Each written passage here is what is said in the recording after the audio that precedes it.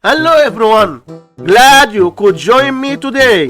In this showcase, 19 minus 8, which equals 11 times 19 minus 8, which equals 11. Now we have this problem, 11 times 11, which equals, but this answer is not correct because according to the order of operations we have to work on the parenthesis first, then work on multiplication, and at last work on adding and subtraction. So first we do this subtraction, then this multiplication, and at last this subtraction. So we have first this parenthesis, 19 minus 8, 11. So we have 19 minus 8 times 11. Now we have one subtraction and one multiplication. We must do this multiplication first, then this subtraction. So 8 times 11,